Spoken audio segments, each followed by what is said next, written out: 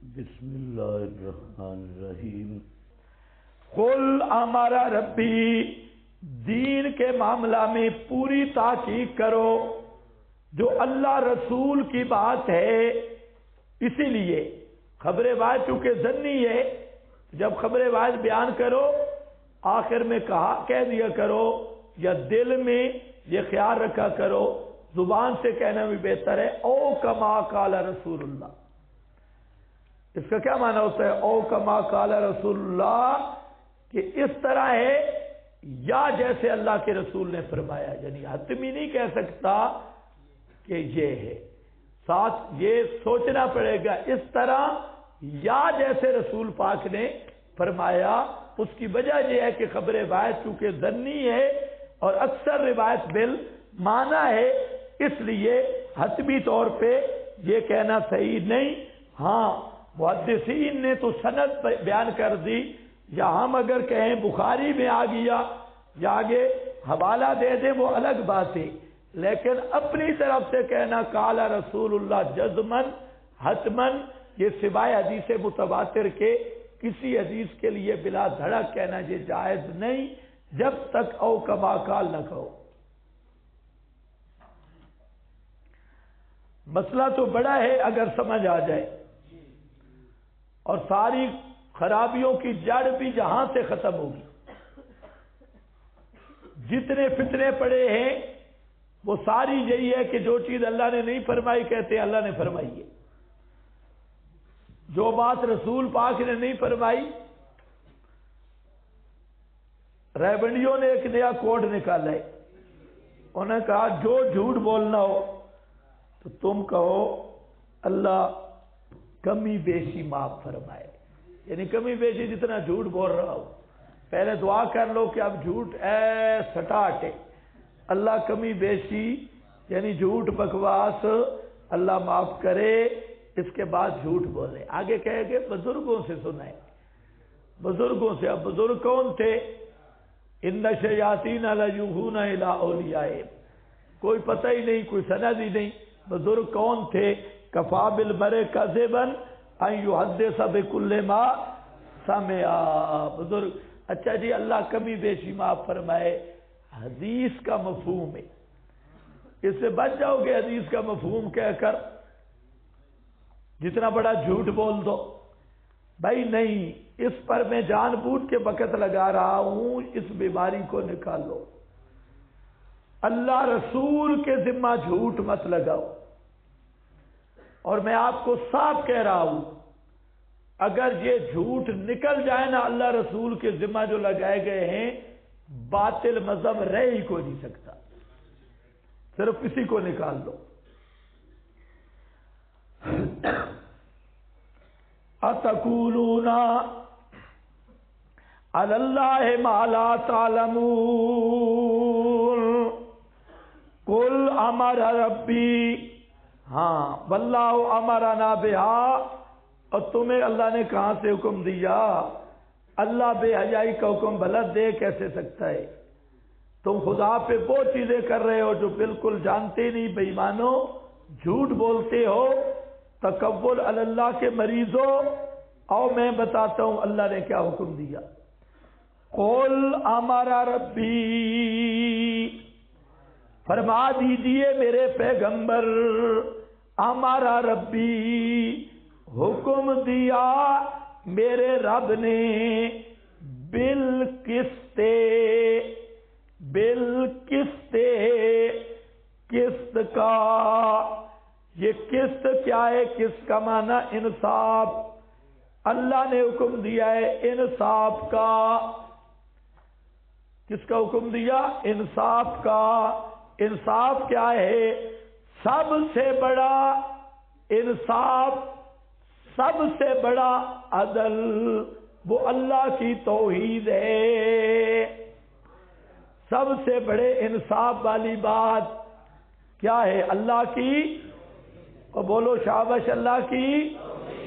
تم سے تو بابے کے جذبات اچھے ہیں، تم مولوی بیٹھے ہو اور تمہارا ایمان کہیں بھی نہیں جا رہا، اور بابا تو ماشاءاللہ ایمان میں بیٹھا ہے، ہاں کم از کم بابے جتنے تو بن جاؤ مولویوں کو، اصل میں شرم آتی ہے. قل امر ربی بالقسط، فرما دیجئے حکم دیا میرے رب نے انصاف کا. انصاف کیا ہے بھائی؟ کیا ہے؟ توحید. یہ توحید سب سے بڑا انصاف ہے. اس لیے اوپر لکھا ہے وہ کیا ہے؟ لا الہ الا اللہ. عن ابن عباس، سب سے بڑا انصاف یہ کلمہ توحید ہے. میرے رب نے اس کا حکم دیا اور تمہیں فعلوا فاحشہ، شرک بے حیائی ہے اور توحید اصل انصاف ہے، اصل عدل ہے. بالقسط وَأَقِیمُوا وُجُوهَکُمْ، اقیموا کا معنی اخلصوا لہ سجودکم. الجلالین بیضاوی، اقیموا وجوہکم اخلصوا لہ سجودکم عند کل مسجد. اپنے چہروں کو سیدھا رکھو، یعنی صرف سجدے اللہ کے کرو. توحید فی السجدہ، صرف اللہ کے سامنے جھکو، اللہ کے سامنے جھک جاؤ، سجدہ کرو. عند کل مسجد، ہر مسجد کے قریب یا ہر نماز کے وقت. مسجد سے مراد جو نماز ہے صلاۃ، محل کا ذکر ہے، مراد حال ہے. ہر نماز میں، ہر مسجد میں. اور وَادْعُوهُ مُخْلِصِينَ لَهُ الدِّينَ.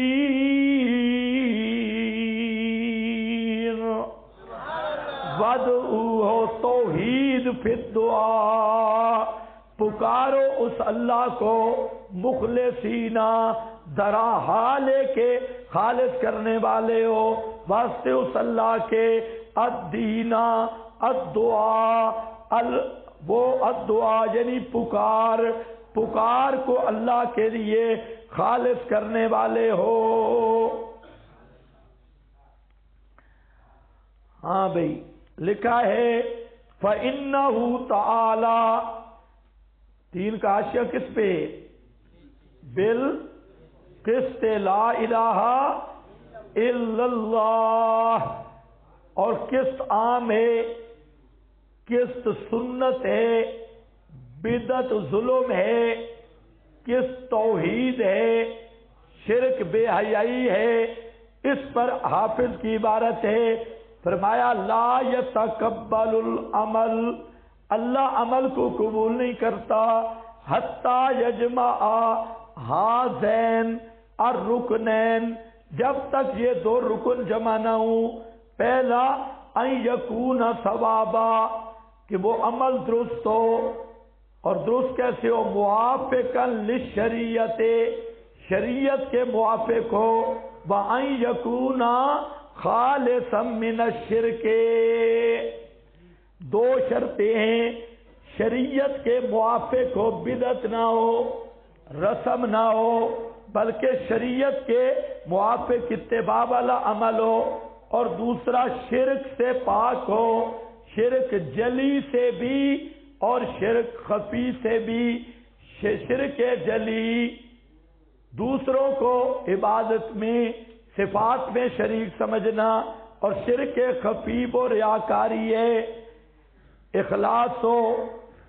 اور آگے ہے ربی کہتے ہیں اقیموا وجوہکم کا معنی اجعلوا سجودکم خالصا للہ دون غیرہ. اقیموا وجوہکم کا معنی ہے ربی تابی فرماتے ہیں اس کا معنی کیا ہے؟ اجعلوا، بولو شابش، اجعلوا سجودکم خالصا للہ دون غیرہ، اپنے سجدے صرف اللہ کے لیے خاص کرو. کسی غیر کا سجدہ نہیں کرنا، یہ صرف اللہ کے لیے سجدے کرنے ہیں۔ اقیموا وجوہکم عند کل مسجد، ہر مسجد کے پاس میں نے کیا معنی کیا؟ ہر نماز عند کل صلاۃ یا عند کل مسجد ایک ہی چیز مراد ہے، وَدْعُوهُ، دعا اپنے باپ پر ہے، البحر المحیط، اور یہ توحید فی دعائے، وَدْعُوهُ، یہ آیت ایسے ہے جیسے جن کی آیت ہے ان المساجد للہ فلا تدعوا مع اللہ احدا، وہ آیت بھی سامنے دیکھو، یہ بھی سامنے دیکھو کہ اقیموا وجوہکم عند کل مسجد وادعوہ،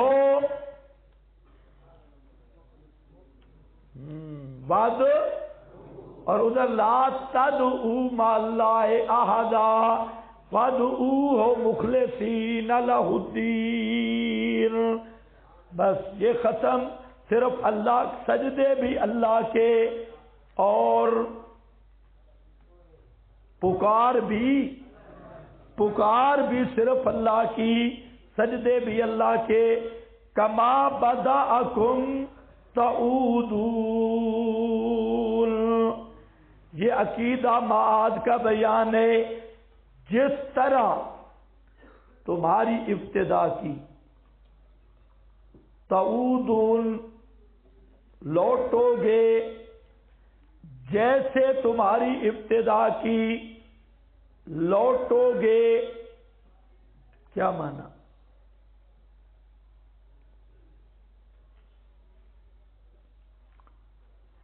اصل معنی اس کا یہ ہے کہ قیامت پر جو بڑا شبہ تھا وہ یہ تھا کہ جب ہم ہڈیاں، مٹی، رمیم اور مٹی کا ڈھیر بن جائیں گے تو دوبارہ زندہ کیسے ہوں گے؟ اس کو ایک جملے میں بیان کر دیا، کما بدأکم تعودون۔ سارے دلائل ایک طرف رہ گئے۔ یہ ہے قرآن کا اعجازی پہلو۔ بھائی اشکال کیا تھا؟ پورے قرآن آپ پڑھیں، اَإِذَا مِتْنَا وَكُنَّا تُرَابًا وَعِظَامًا نَخِرًا، جب ہم مر گئے کیا ہو جائیں گے؟ مر کر چپ ہو جائیں گے۔ تُرَابًا وَعِظَامًا، نخرے والی ہڈیاں، کھوکھلی ہڈیاں، یہ اصل اشکال تھا۔ اور میرا خیال ہے مشرکین عرب فلسفی بھی تھے، فلاسفہ، وہ سمجھتے اعادہ معدوم کا بھی کوئی مسئلہ ہوگا کہ جب ہم بالکل ختم ہو جائیں گے پھر دوبارہ زندہ کیسے ہوں گے؟ بس یہ ساری تقریریں ان کی ایک مقام پہ، اور وہ صوفی ریبنڈی ٹوپی والا سو رہا ہے۔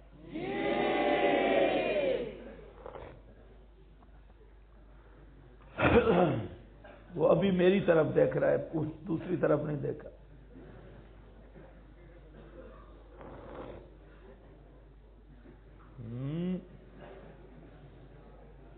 چلو بتاتا نہیں ہوں کسی کو، بچ گئے۔ نہیں بولو گے تو پھر نیند تو آئے گی، کسی نہ کسی صوفی کی گردن پہ شیطان بیٹھ جاتا ہے۔ اس آیت سے تو راہ نہ صوفی پھر دیکھا جاتی۔ ہاں دیکھو، کما بدأکم ایک جملے میں جواب ہے بھائی، تمہیں اشکال ہے دوبارہ کیسے زندہ ہوگے؟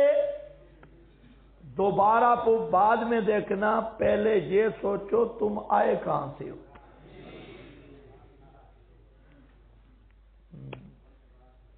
سمجھ گئے؟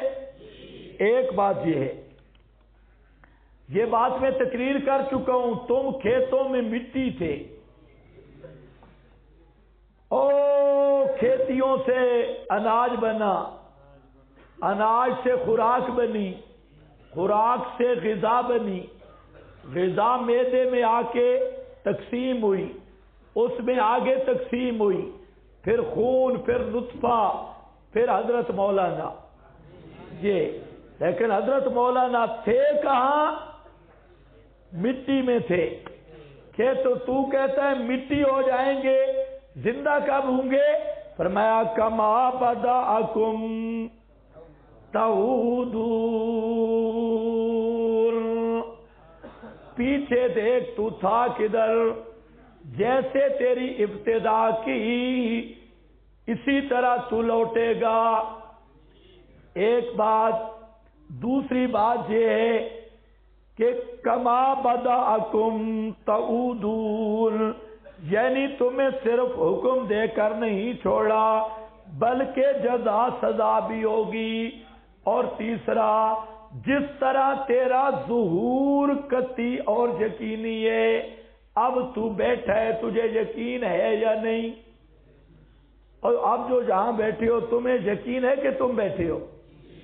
جس طرح تمہیں اپنے وجود کا اب یقین ہے، یہ قطعی بات ہے، اسی طرح قیامت کے دن زندہ ہونا بھی قطعی بات ہے، یقینی بات ہے۔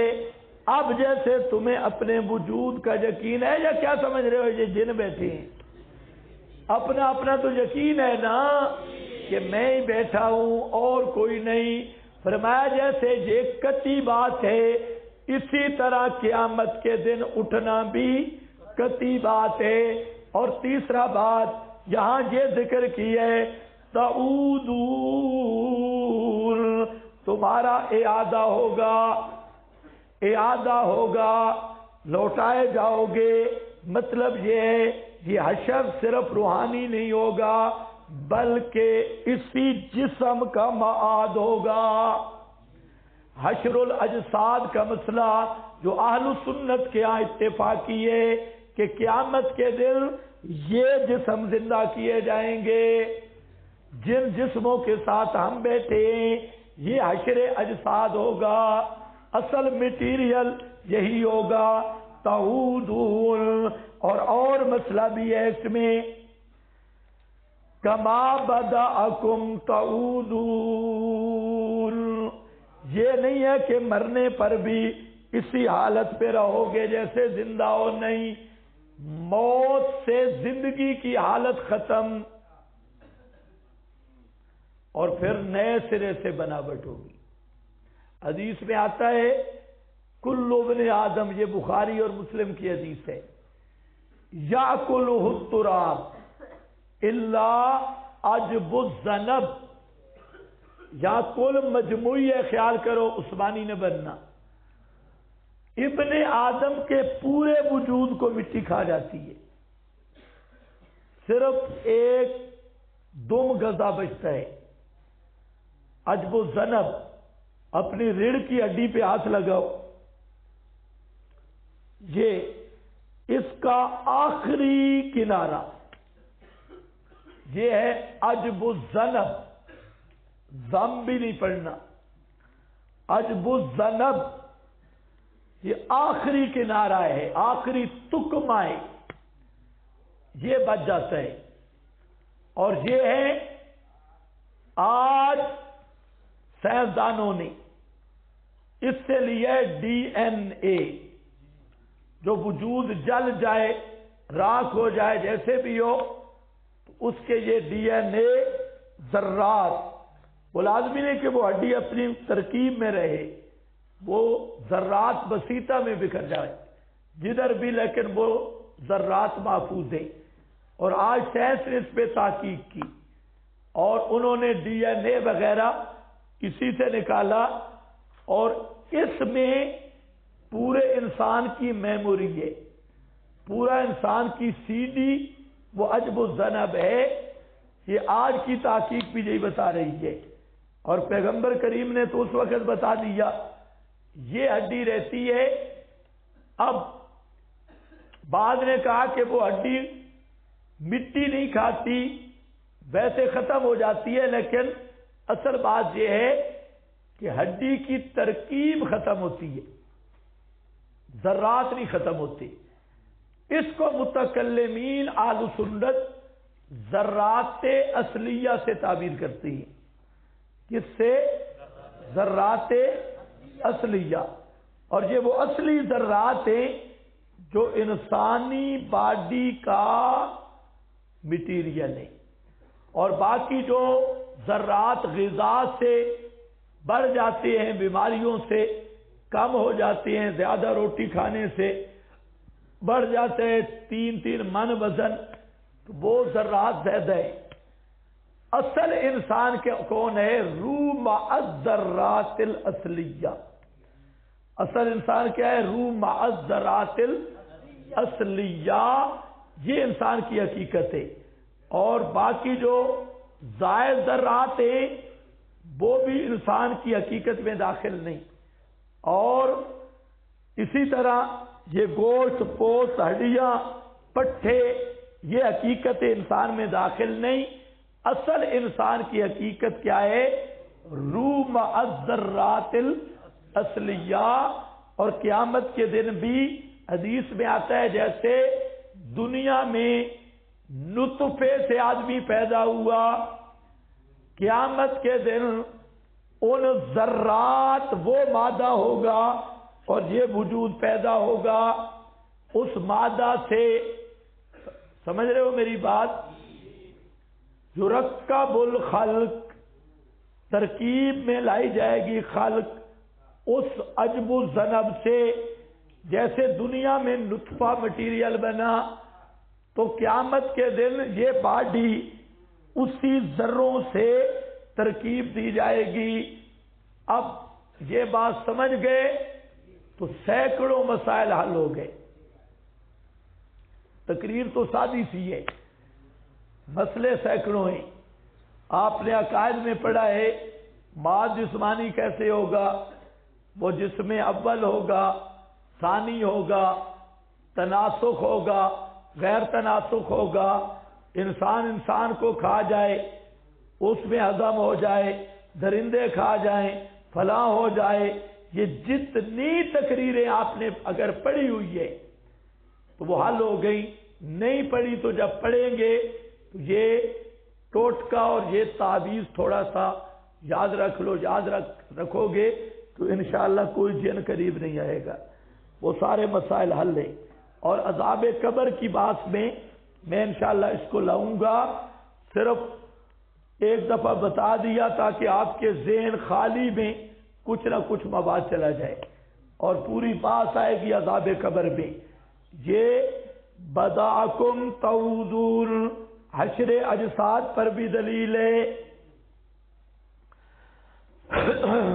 ابن عباس بڑا مفسر ہے بھائی، حضرت عبداللہ ابن عباس رضی اللہ تعالیٰ عنہ. پیغمبر کریم کی دعا لگی ہے نا، اللہم علمہ التعبیر. دیکھو فرماتے ہیں ان اللہ تعالی بدا خلق ابن آدم، اللہ نے شروع کی خلق ابن آدم، ابن آدم کی خلقت مومنن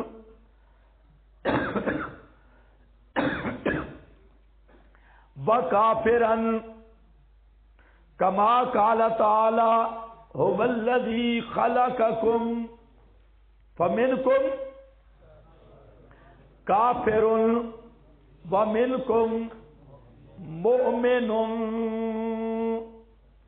اور سورۃ التغابن ہے اللہ نے تم کو پیدا کیا اور دو قومیں رکھی، ایک مومن اور ایک کافر.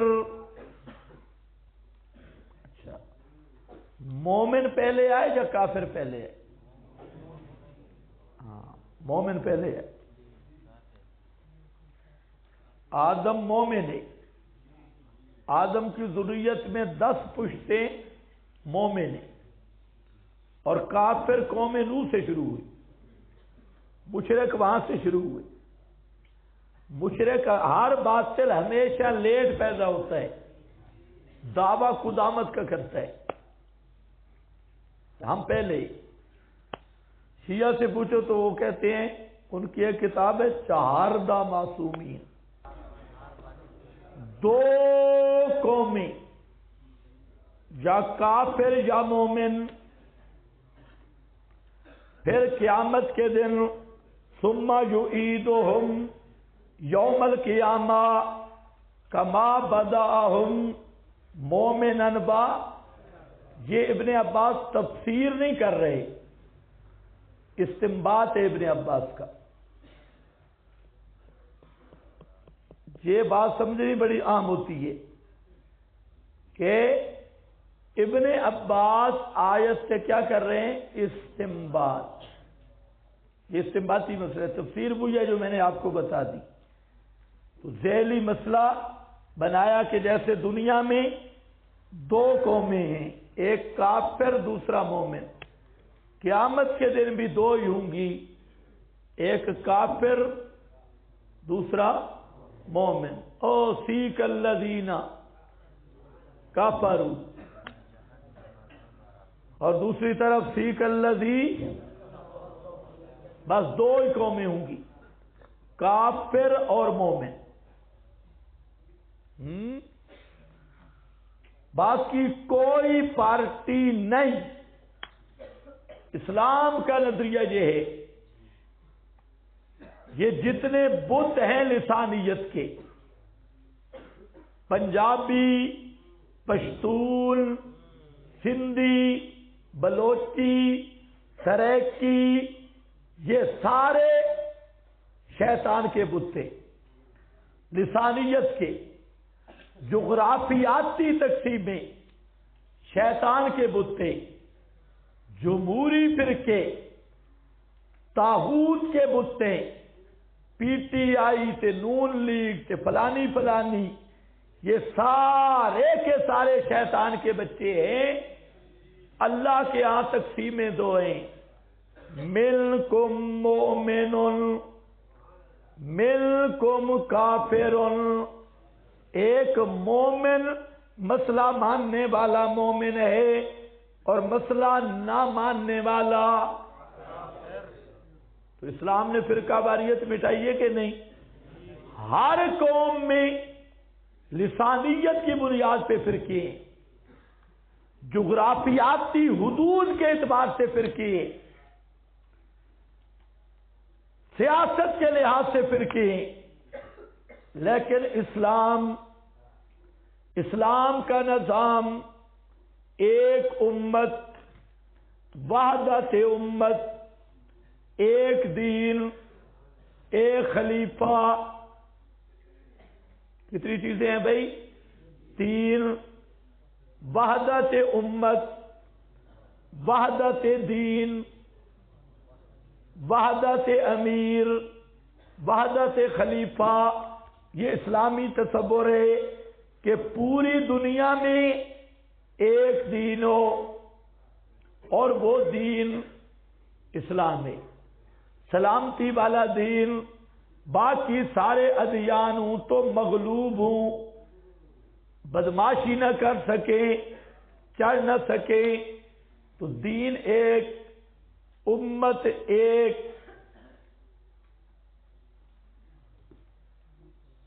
امت ایک یا الگ الگ؟ پاکستان الگ، بنگلہ دیش الگ، 50 ملک الگ نہیں، ایک امت، وحدت امت۔ یہ ٹکڑوں والی تقسیم نہیں، جغرافیاتی تقسیم نہیں۔ پوری دنیا میں جہاں مسلمان ہیں، ایک قوم، ایک امت۔ یہ بھی نظریہ پھیلانے کی ضرورت ہے۔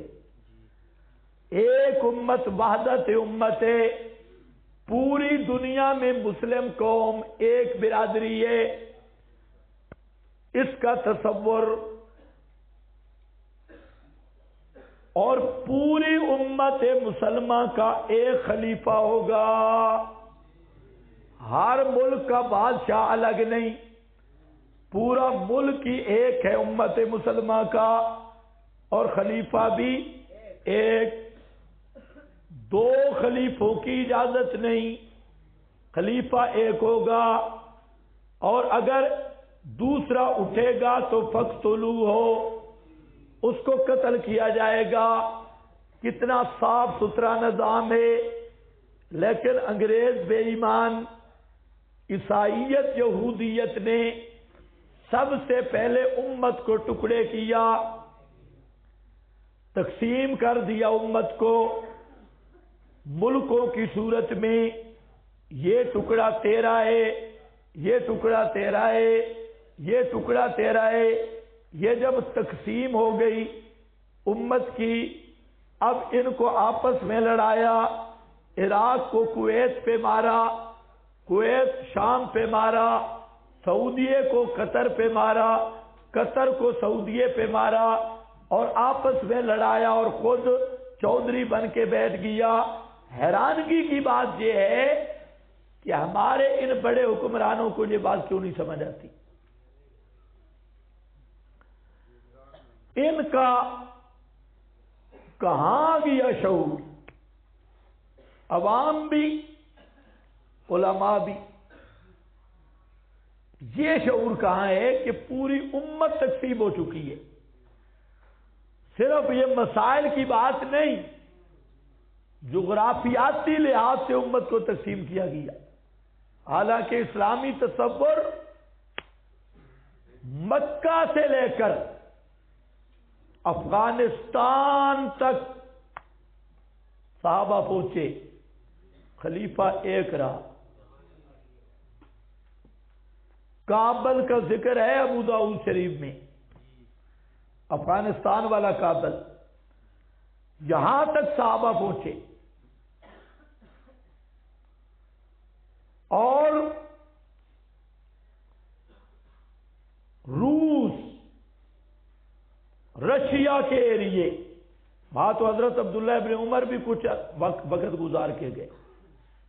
رشیا میں پوری دنیا جہاں تک اسلام پھیلا خلیفہ ایک رہا، دو خلیفے نہیں. اور آج ایسی مصیبت ہے، 100 سے زیادہ تنظیم، جہادی تنظیمیں، ان کے ہر ایک کا منہ ادھر ہے، اس کا ادھر ہے، اس کا ادھر ہے. ہر ایک کے مقاصد اپنے. یہ ایسی ٹکڑا بازی اور فرقہ بازی. کم از کم یہ ہے کہ دعا تو کرو کہ اللہ اس امت کو وحدت نصیب کرے اور اس کو صحیح متقی مجاہد امیر المومنین نصیب کرے، اور سب امت کو اس کے جھنڈے کے نیچے آنے کی توفیق دے. دیکھو بھئی، فَمِنْكُمْ كَافِرٌ وَمِنْكُمْ مُؤْمِنٌ ثُمَّ يُعِيدُهُمْ يَوْمَ الْقِيَامَةِ. قیامت کے دن بھی یہی نشان ہوں گے، اور کوئی پہچان نہیں ہوگی میں پٹھان ہوں، میں پنجابی ہوں، میں پاکستانی ہوں، میں عربی ہوں، میں عجمی ہوں. یہ ایک ہی پہچان ہوگی، ایمان اور کفر. دنیا میں بھی اسی طرح ہے.